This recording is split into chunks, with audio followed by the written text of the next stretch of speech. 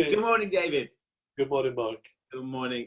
Really good to be able to chat with you this morning, and it really is a conversation that I want to have with you about all this kind of lockdown stuff and how it's affecting you and your family and what have you. Last time I chatted with you like this was via that podcast around your table for my3books.com. Go visit it, guys, if you want to have some good conversations about books and things. But I thought it'd be really good to chat to you. How are you doing? How are you coping? But first of all, why don't you tell people a little bit about you? So anybody who's watching this, who are you, David? Right, okay. I am David Lavery. I am in Wakefield in West Yorkshire. Up until September of last year, 2019, I was the leader of New Spring Church in Ossett. And in September last year, we moved into an area called Agbrigg in the south of Wakefield in order to plant a new church congregation. So we bought a house, an old doer-upper, which I'm sitting in. We spent many months and many thousands of pounds to getting it into sort of livable condition, with the plan being that we would start church in our home here in this community. So it's a diverse community. This is lots of Asian people live here. Eastern European people live here, so that's reflected in the sort of shops and things and mosques and things. So a very diverse community for Wakefield, which is not the most diverse of cities really. So we moved in very excitedly, and we're really just getting to get going really at the start of the year, when of course we're now in this. So my wife Karen, up until recently, was a school nurse. She had a full-time job, and obviously I work full-time for the gospel. So for those first few months, really, I was pretty much full-time trying to renovate this house to get it in a fit state to work in, really. But now it's comfortable, so I'm glad we got the work done.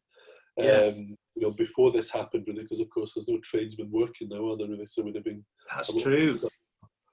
Yeah, you did it at a good time before all this kind of kicked off. And your house looks lovely. I think you've got a really great looking house. That you've done an awesome job.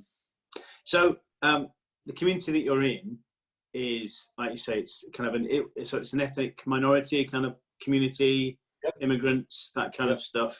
Yep. So would you say it's not an affluent area? It's quite a economical challenge. It's an area that when we told people we're moving here, people rolled their eyes and said, "Well, why are you moving there?" Wow. And not even that. It's interesting, when the work was going on and the house was full of dust. I remember one particular morning standing outside the front door with a cup of tea, and some locals walked past and were asking me about why I was moving here when everyone else is trying to leave. So that filled me with confidence, really, hearing that. But we know that God sent us here, so we're quite happy. So yeah, I don't think it's that we're the top of the list of desirable areas to live in if you were moving to Wakefield. But we are happy. We're really thrilled to be here. Why did you move there then? What was it about, wanting to kind of plant a church and a community in that area? We just had a growing sense for probably a year and a half before about planting a church, and this was a particular area that we just felt drawn towards. Again, not for any natural reason, you would think, but Karen, my wife, was a school nurse. She was working amongst schools and working in the community anyway, and we just knew this was a particularly needy area. And Wakefield, I think, in terms of the size of the city, does not have many churches. Certainly does not have many churches like ours. And so it's got one big cathedral. It's got a massive cathedral. Yeah, it's got a big cathedral. It's got some good Anglican churches. I'm friends with some of those guys. There's a couple of Pentecostal churches. But really, I felt, because I lived in York before, and York is half the size population-wise, and you've got dozens and dozens of great churches in York. So we felt this was an area that we could move into and we could plant, and it was a good open field for us really to get to work in. So that was it. So we'll get on to talking a little bit more about your community, because obviously you're a new church plant, and obviously your aims we'll get into that, but was to connect and engage with the community around you, and obviously this lockdown has probably put paid to some of that, but we'll get into that in a little bit. I just want to know, how are you coping with this lockdown? How's Karen, your wife, coping with this lockdown? You've got two daughters, haven't you? Yeah. You got Hope and Grace. But they've moved out. They're not at home anymore. So Well, she's our oldest girl has moved out. She works in Liverpool. okay. She's at Alderhay Hospital in Liverpool. My Mm, younger daughter is just finishing her degree down in Leicester, and what she's done, she's moved in with her boyfriend's family. So she's been living with them, which meant she was able to continue her studies and work. But now, of right. course, the lockdown's happened. She can't come home. So I think she'd like to come home and see us. Obviously, it's Okay. been quite a few weeks, but at the moment we just got to wait until the restrictions are lifted. So we Yeah. speak every day. We, on FaceTime or Zoom or something, and then we keep in touch and we chat. So we're a close family. So the girls are always in touch with us. Yeah. So how are you coping then, just at home on your own with you and Karen? How are you dealing with the lockdown? We're dealing fine with the lockdown. Karen recently changed her job, so she now works as a university lecturer, and lecturing in nursing. But the problem was that, again, she started a job just before the lockdown happened, so she's been having to work remotely. So my office is at the back of the house where I'm sitting now, and she's taking the front bedroom as her office, so she's got a desk and a computer set up there. So again, she's had to very quickly learn how to use Zoom and all this online stuff to have meetings and catch up with people, really. So a bit frustrating for her, and obviously frustrating for me as well. So, but we're not short of anything. We've got food in the cupboards, and we never ran out of toilet rolls. So, so those things were. Hand sanitizer, you got some of that? Hand sanitizer, yeah. I got married to a nurse, so of course we got hand sanitizer. Hey, how's so Karen obviously got a job as a lecturer. There was a call for kind of those who could come back onto the front line in nursing and what have you. Was that something that she felt she needed to do, or was it not applicable? Not yet. I think I don't think I think that she's available if they need her. So I mean, I'm sure that if it happened, she would be Kind of able on to, call, as it were. Like if the need really arises, she can.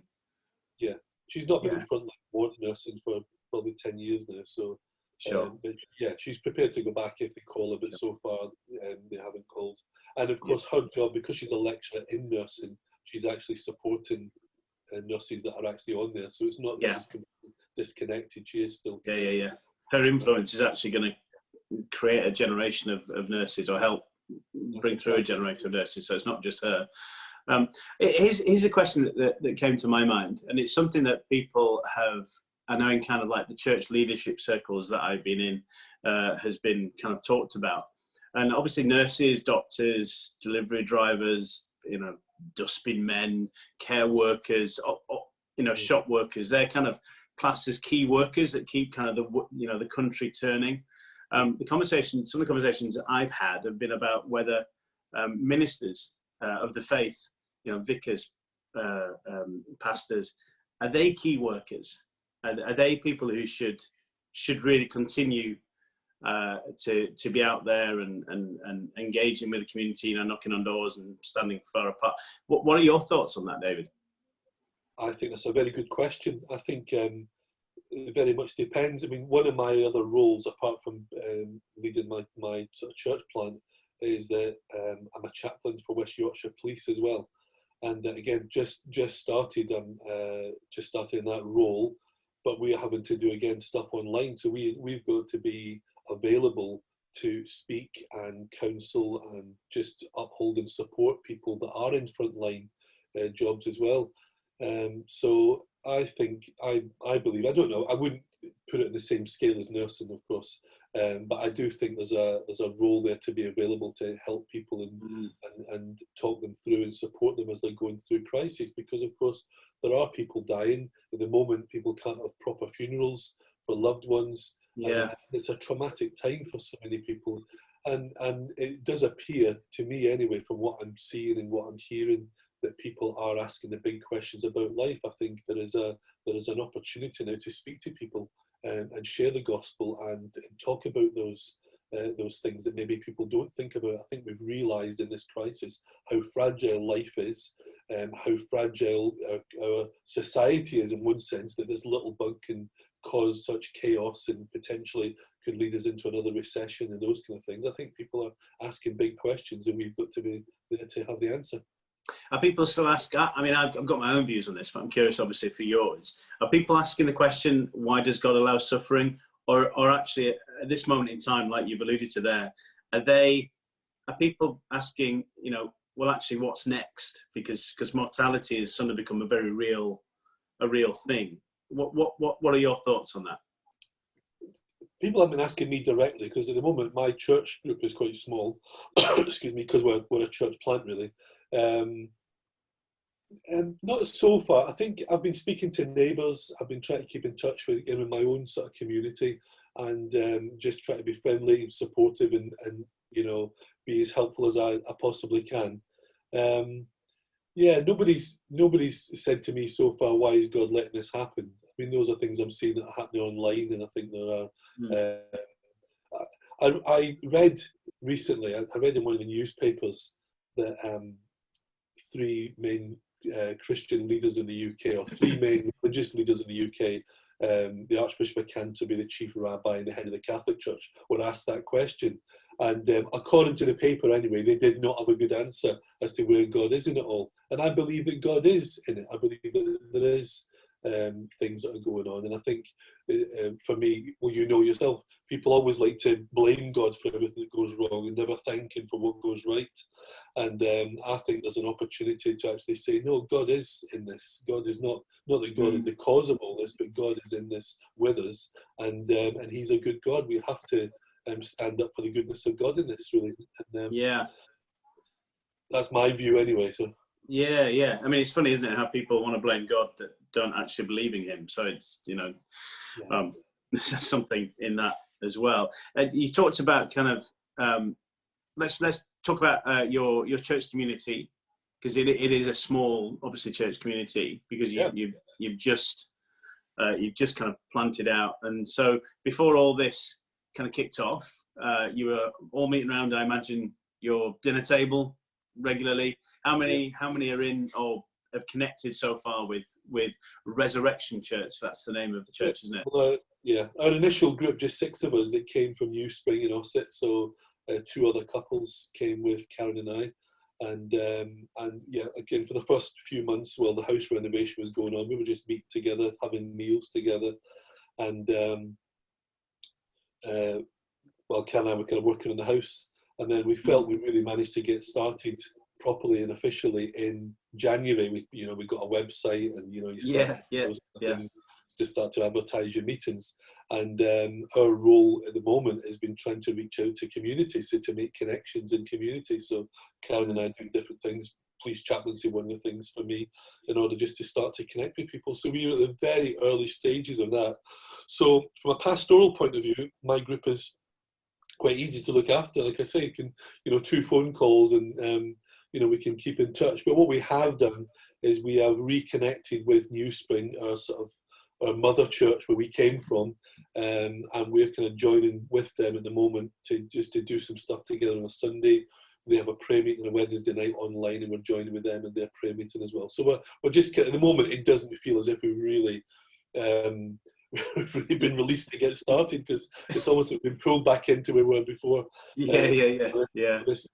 So it's a frustration for me, because obviously I'm really keen to get out there and get on, but it is what it is, and you just got to. And do you know how, like, the other people in that church plant, how are they? Do you know how they're feeling about this? Are they kind of quite happy just to settle back into connecting with New Spring for a little while before, when this all blows over, they can begin to re-engage with what you're doing? Is that something they... I hope so. Yeah. You might change their mind and think, no, actually, we prefer being back there again. So I hope that we're still as excited about what we're doing at the end of this as we were to begin with. Great. I mean, like I say, we've got great friends at New Spring, and it is great to connect with that community and to pray with them and to be in touch with them. So it's a nice thing at the moment. It's just a very strange time. It's really odd, isn't it? But it is so good that you've been able to kind of connect back into New Spring and have that relationship, and kind of, I think you've been preaching or given something online, haven't you, or something like that with them? So you've kind of slid back into that a little bit, haven't you? Well, all the technology stuff is, again, quite new to us, trying to put on a Sunday morning meeting. So I'm not the guy that's doing that. But one of the things that I've had to do is to just do a little talk, 10, 15 minutes like this. and then send that to John, who runs New Spring, and he's been putting it together. And week on week, it is getting better. So we've managed to have different contributions from different people and encouraging words. We've brought bread, even though we're not at the same place. We've managed to have communion and just carry on with normal church functions as best we can. And it's actually it's good, isn't it? Because for me, I think so many churches focus on a Sunday morning too much and maybe neglect community life through the week. This crisis has actually forced us to focus on community and connecting one another. That's really interesting. I'm really hoping that when we get back into normal life again, people will still have that sense of, well, community is what it's all about. Connecting one another on a real level is what it's all about. And Sunday becomes a celebration rather than the main focus of church life.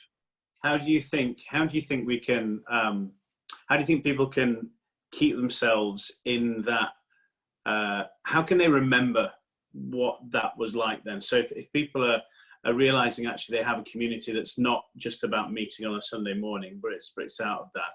As human beings, we've got quite short memories, and we tend to slip back into old routines quite easily. So once it's kind of has been and done, and it's becoming a memory, obviously, how are you beginning to think how you could help people not do that? And how are you doing that? How are you, what things are you thinking about? Okay, we need to continue this. We need to have this thing is the thing we've learned here. Let's continue that. What's going through your mind right now? Well, for me, this is something that I'd seen years ago anyway. I mean, I remember initially coming down to the church that I led before, and I think it was the same everywhere, really. That there was so much focus on the Sunday morning meeting being right, you know, and people saw their gifts that God had given them as something that is used in those 2 hours on a Sunday, you know, whether it be spiritual gifts, praying and prophesying, or serving. Everything seemed to focus on what happened on a Sunday morning. And actually, I don't think that's the way the church is meant to operate. So therefore, our gifts were all focused on that. And I think people's self-esteem and sense of worth was focused on how well we sang, how well what they were doing. What they were doing. And, you know, for me, you know, and the things that I've been reading and thinking about and, you know, meditating on for the last year or two, I've really been trying very hard to get us away from that and to focus more on community. So it's not something which is taken me by surprise, and I'm now having to sort of work out what does this mean. For me, I think this is a good thing. You know, not the coronavirus, but obviously to reevaluate what is important. And the world hasn't collapsed because we've not been able to open doors of church buildings on a Sunday. And you actually see the true strength of a church by what is happening now. Are we genuinely connected? Is there genuine community? And I think that churches who have got a genuine community emphasis and build relationally will thrive during this time.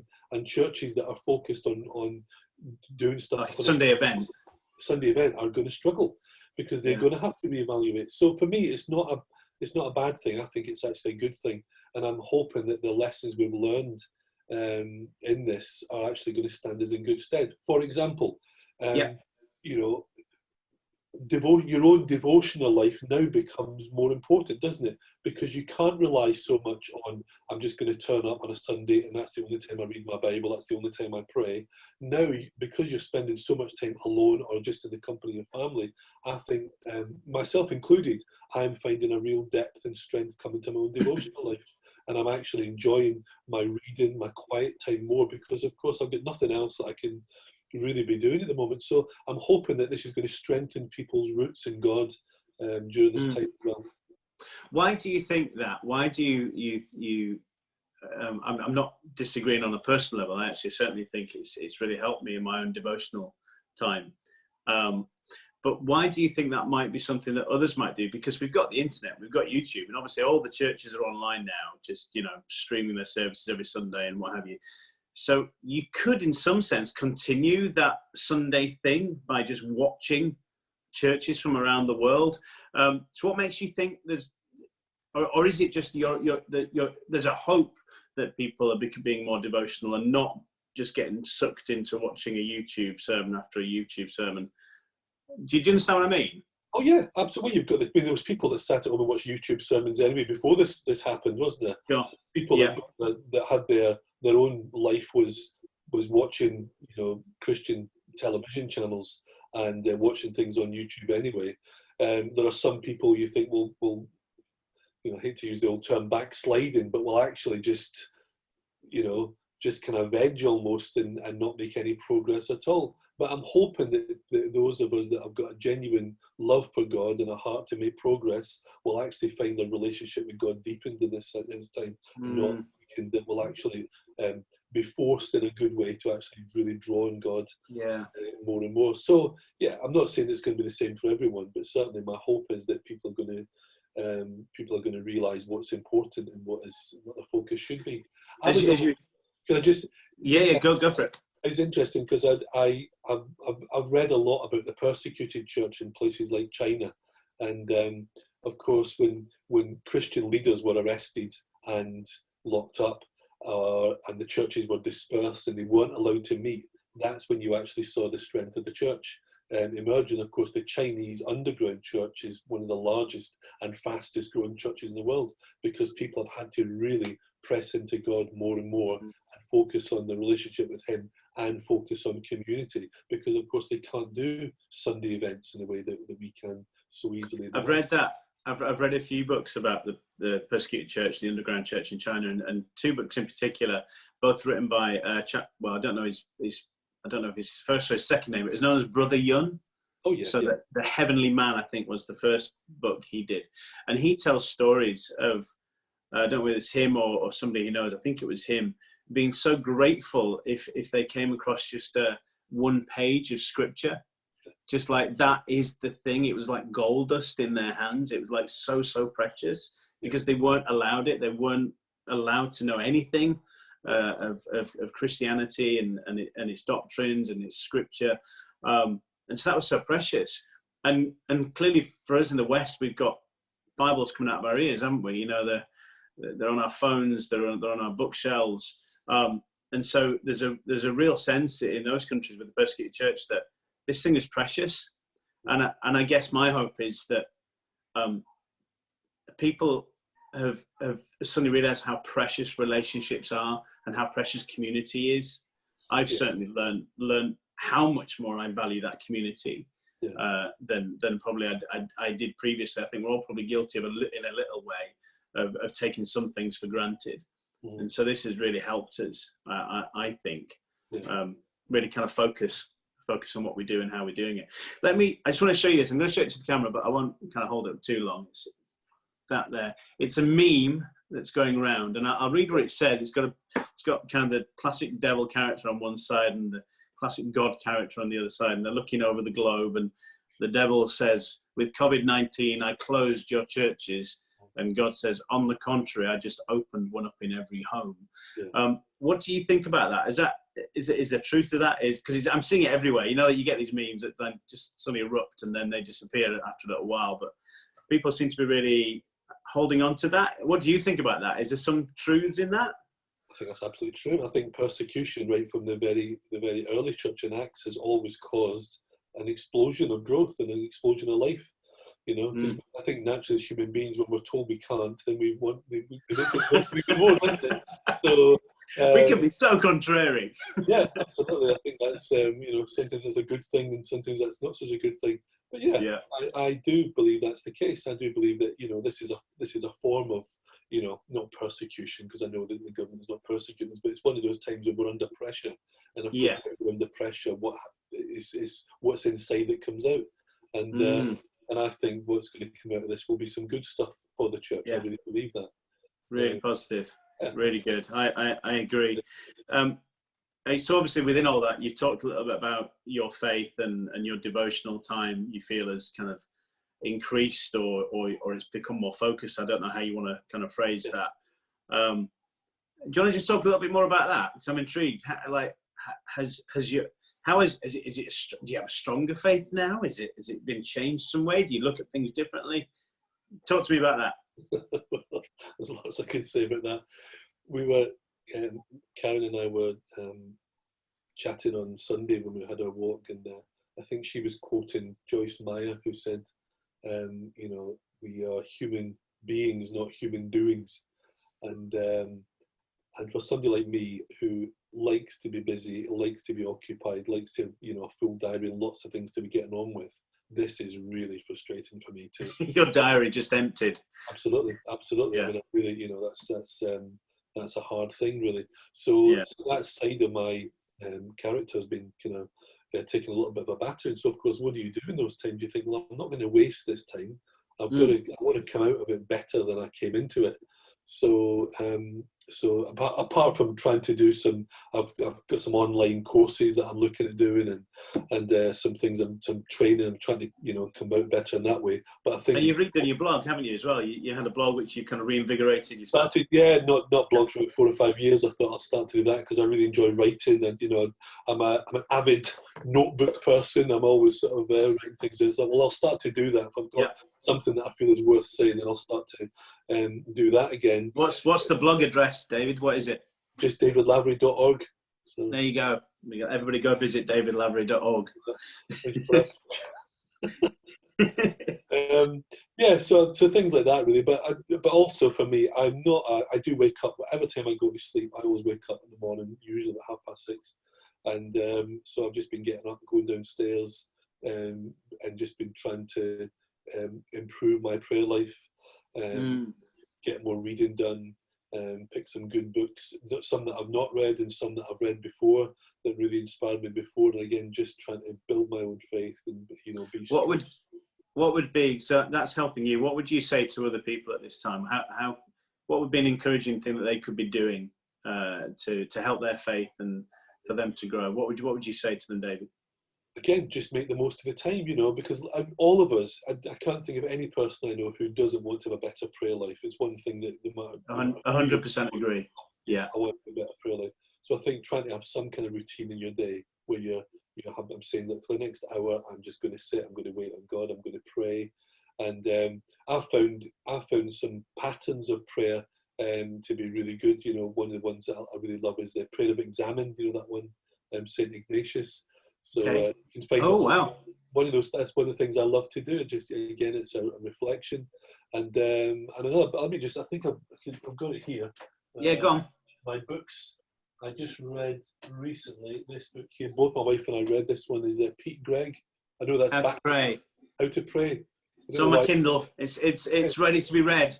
Yeah, excellent book again. So just those kind of things that just cause us to get closer to God, and you know, I think are great with. So things like that I've been trying to read, and reading some other books I've not read for a while. Another one here, do we see that backwards again? A.W. Tozer. Yeah, I can see that. The Root of the Righteous. Well done, we are backwards reading. So yeah, I mean, Tozer's books are more collections of little essays, and again, I've been trying to read one of those every day, and again, just to encourage myself and stir myself up to go deeper in God. So that's what I'm doing anyway. So how we talked earlier about your community. So obviously your church community is having to kind of engage with New Spring, which is positive, which is good. Yeah. But then obviously you've got your geographical community, those that you're now living amongst.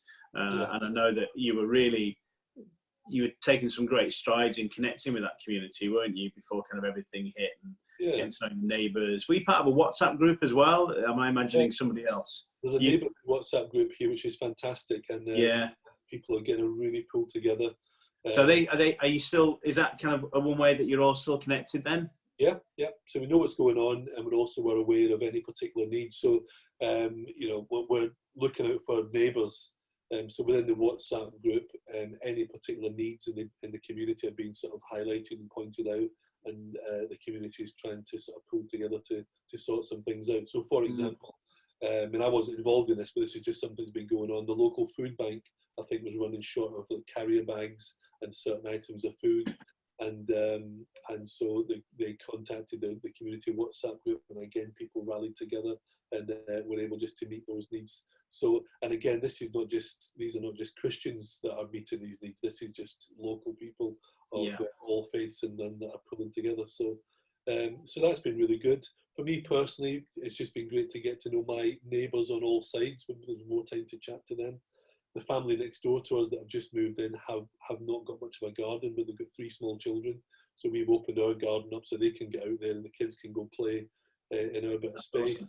We've got another neighbour across the road who's in his 80s that we've been knocking the door regularly just to make sure that if he needs anything. And so you just do what you can, really. But I think it's been good. I think we've been forced.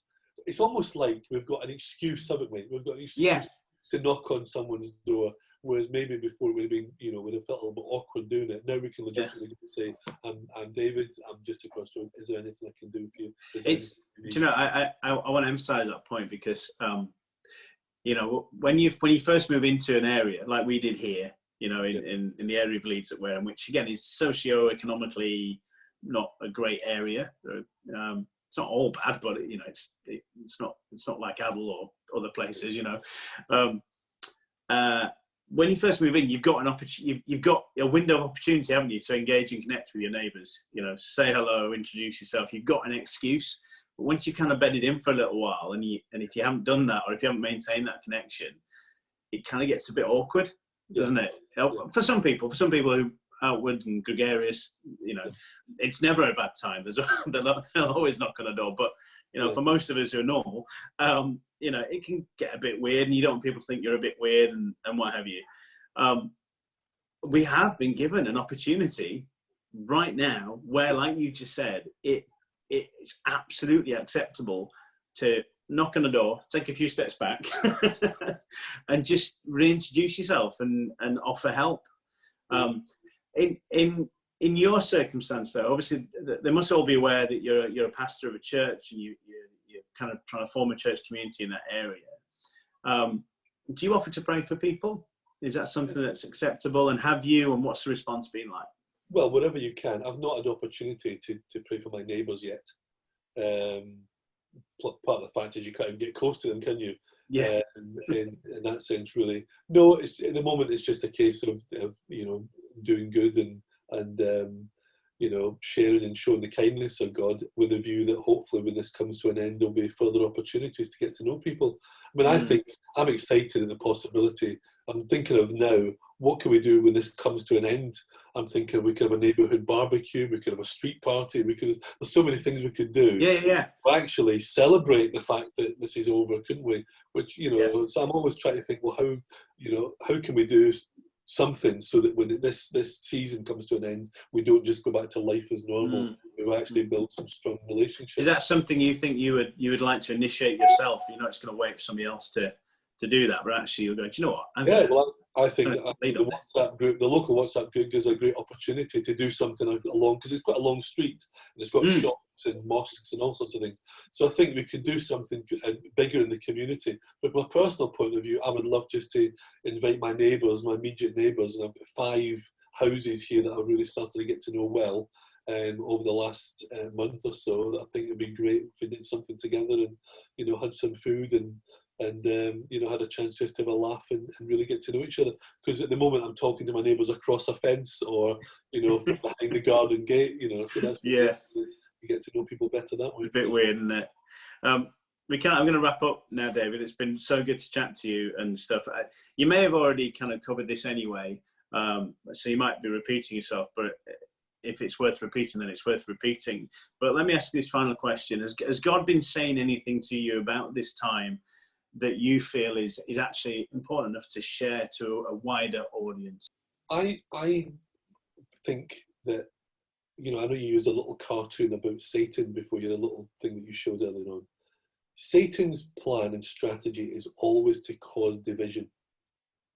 His strategy is divide and conquer. If he can divide communities, if he can divide churches, if he can divide people, that's always been his strategy. And I think there's a great opportunity for us here to really deal with a lot of division. So, I mean, for our country, we've been through general elections and, the Brexit thing, and that's caused tensions in communities and tensions even in churches as well. And this crisis has actually caused us to focus on things that are important. And I think, watching the news now, politicians that are trying to score political points are really not popular. Trust in some things is at a low, isn't it? Yeah, absolutely right. I think at the moment, again, I'm not being political here, but you just want to, whoever the government is, at the moment, we've just got to get behind them. You know, Yeah. people of whatever party are doing their absolute best and making the best decisions they think possible, you know, in order to get us through this. And I think we've got to get behind them. And I think there's a time for examination. There's a time to look back and see what could have been done better, what might not have been done, you know.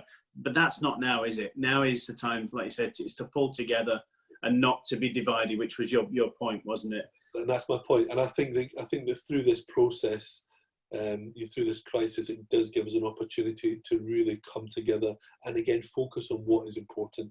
What is important, you know, and I think a lot of the political stuff is not as important as actually building community and building relationships. So for me, I think that's been a thing that I've been mulling over and thinking about, not to let division get in the way, not to let things which are temporal, to actually cause problems either in the church or in community. So I try where I can just avoid politics altogether, keep those things out of it, and let's focus on what is important. Jesus is important. The kingdom is important. You know, I think, you know, and it's interesting, you know, for me, in starting again and planting a new church, you think, what is the vision? What do we want to build? You know, Jesus' message was about the kingdom of God. The kingdom of God was all about transforming lives and transforming families and transforming communities. That, for me, is what we've got to focus on as a church. Meetings and trying just to keep a bunch of Christians happy and entertained for 2 hours on a Sunday should no longer be the focus. And I think, if anything, hopefully people are going to realise that in this season and come out of it and focus on our real priorities, you know. So that's where I am really, and I hope, as I say, that I come out of this better, stronger, more focused, and closer to God than I went into it. And the next year for us is going to be a good year. And actually, this is going to give us a bit of a jump start into a community that maybe we wouldn't have had if things had been as they were before. Fantastic, David. It's been awesome to chat to you again. Always a pleasure, Mark. Always a pleasure. Bless you, mate. Bless Karen, and send our appreciation to your daughter as well, for all that she's doing in the NHS and being on the front line. I've seen those pictures with her in all her gear. She's fully protected. So yeah, we love and appreciate that. That's fantastic. All right, take care, mate. Bless you. Talk to you again soon. Bye bye. Good morning, David. Good morning, Mark. Should we do that again? Take 2. Okay. Good morning, David. Good morning, Mark.